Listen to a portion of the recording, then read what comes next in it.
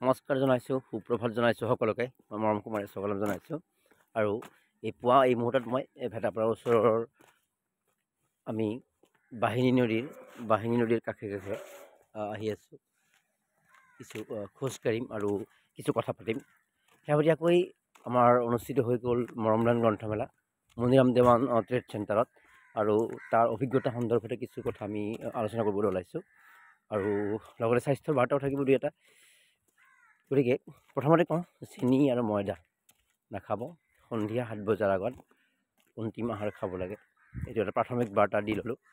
এতিয়া আমি মণিৰাম দেৱান ট্ৰেড চেণ্টাৰত শেহতীয়াকৈ অনুষ্ঠিত হৈ যোৱা যি আমাৰ মৰমদান গ্ৰন্থমেলাৰ কিছু বাৰ্তা, সুন্দৰ পৰিৱেশত আমাৰ এই গ্ৰন্থমেলা সামৰণি পৰিলে 5, 6, 7, 8 ডিচেম্বৰত। সুন্দৰ সময়। প্ৰথম দিনা কিছু সেৰেঙা আছিলে, আৰু তাৰ পিছৰ কেইদিনত কিছু সঁহাৰি আমি লাভ কৰিছোঁ, আৰু তাৰ ভিতৰত দুই এগৰাকী ব্যক্তিৰ কথা আমি উল্লেখ কৰিম। আৰু বিভিন্ন ব্যক্তি আমাৰ ওচৰলৈ আহিছিলে, আৰু অহা সময়ত আমি তেওঁলোকৰ বিভিন্ন সাক্ষাৎকাৰো গ্ৰহণ কৰিছিলোঁ। ডেম'ক্ৰেচি লাইভ যোগে ইতিমধ্যে তেওঁলোকৰ এই সাক্ষাৎকাৰ প্ৰচাৰ কৰিছোঁ। সকলোকে ধন্যবাদ জনাইছোঁ। আৰু অভিজ্ঞতা এইটোৱেই যে কিতাপ পঢ়া মানুহ আছে, ভাল কিতাপ আমি দিবও লাগিব।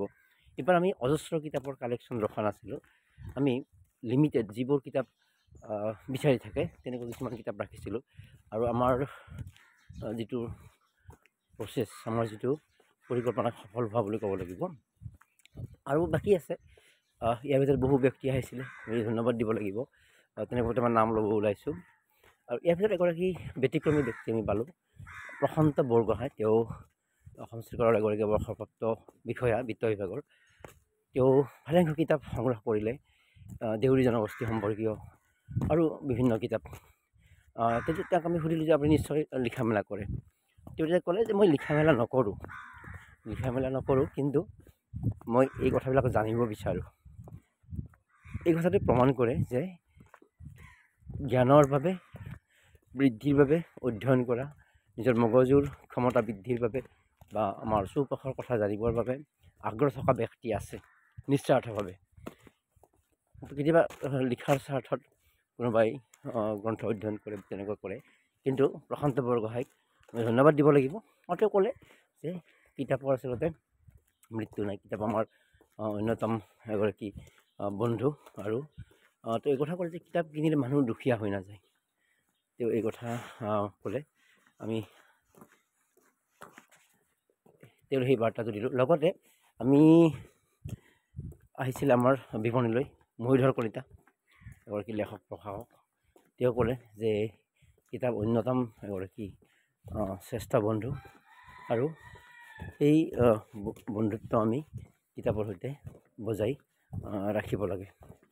আৰু এইদৰে আমি বিভিন্ন ব্যক্তিৰ সম্পৰ্কত আহিলোঁ, আৰু এই ব্যক্তিসকলে তাত কিতাপ কিনিলে, আৰু সুন্দৰ এক আমাৰ অভিজ্ঞতা বুলি ক'ব লাগিব। আৰু কথা এইটোৱে যে কিতাপ কিনা মানুহ, কিতাপ ভাল পোৱা মানুহ আছে।